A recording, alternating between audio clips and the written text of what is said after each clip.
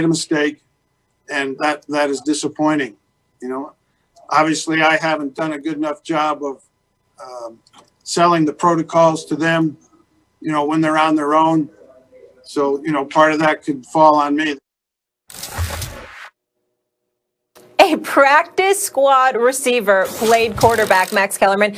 Was it unfair to make the Broncos play like this? Absolutely not. Absolutely not. Stephen A. brought this up all the time, right, over the last several months. Who didn't want the bubble? Who resisted it? If players are saying, no, we don't want to go into a bubble, we're going to exercise personal responsibility, then these are the risks you take. If everyone was on the IR, right, and they were just missing a lot of players because of that, would they have to play the game? Or if you don't want to play the game, forfeit the game. That's fine. You can forfeit the game. That's your right. But that's going to be an L. If your only chance to try to win that game, they don't need to reschedule it, nothing like that, is play and win or take your loss. Hold that L. That's how it goes, right? I mean, this is, Stephen A., this is not that complicated. I know it sounds harsh, but you want to get through the season, yes or no? We're playing football in the middle of a highly contagious and tricky, disease, a pandemic. So these are the risks you take. And by the way, did someone break protocol in the quarterback room, right? On the Broncos? So hold on a second. It comes down to personal responsibility. If you're the players, you don't exercise any or enough, and then there's a COVID outbreak, you're missing players. The other team should have to forfeit, should have to postpone.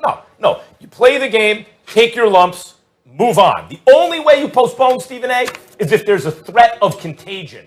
If the medical experts say you can't play this game because we're going to transmit the disease, fine, I get it. Postpone. Other than that, you play the game and be, come what may.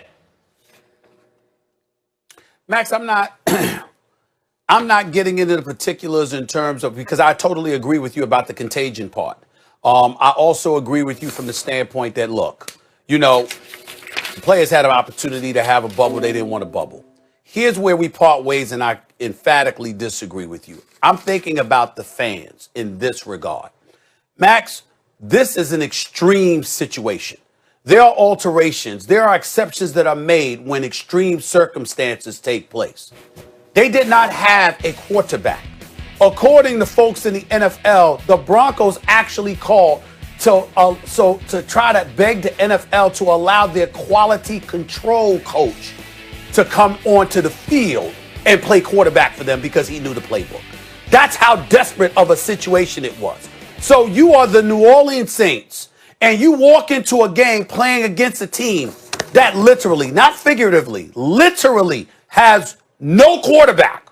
There's nobody to play the position. I would have rather had them, they've been made to forfeit the game than be subjected to that kind of stuff. Because again, you're playing, you still got defensive players, you're still playing a football game. It's still a violent sport. Somebody could ultimately go out there, get themselves hurt, et cetera, et cetera. I understand this kind of stuff comes with it. I get it. But I'm saying that there are extreme circumstances that could take place at a time where you're literally looking at a game and saying, we're really going to play this game. You have a situation where no quarterback was available. And when I heard the news Saturday night, Max, no quarterbacks are available for the Denver Broncos. You know what I actually thought about and tried to speak to the NFL about, but I couldn't get anybody on the phone over the weekend? I actually think that it's got to a point where the NFL should halt the season for 2 weeks so everybody could get their ducks in a row, everybody could get their act together, and then come back after that 2-week hiatus and have a bubble kind of atmosphere in their respective cities. Now you're talking. And just enforce it for the last month to 6 weeks. That's how bad it was Saturday. You can't, to me, you're cheating the fans, even though there weren't any in attendance. They're watching on TV. When you tell a football team to show up without a damn quarterback, that's extreme. I didn't anticipate that happening. Stephen A., I think that's a good, if they come back in a bubble, then I agree with you. Because now they've had enough time. You brought this up last week. There's enough time. Okay, you guys didn't have to bubble up and be away from your families for that amount of time. But for a shorter time frame, they did it in the NBA. They did it in Major League Baseball in the playoffs. I'm with that. I support that idea if they come back in a bubble. Otherwise, no, because it's just going to get worse. It's not getting better. It's getting worse. So what's 2 weeks going to do? There are going to be more outbreaks. So I love your idea of a 2-week hiatus followed by a bubble and finish the season that way if you can get the players to agree. But as far as this game went, You talk about they had to play without a quarterback. Why would that be?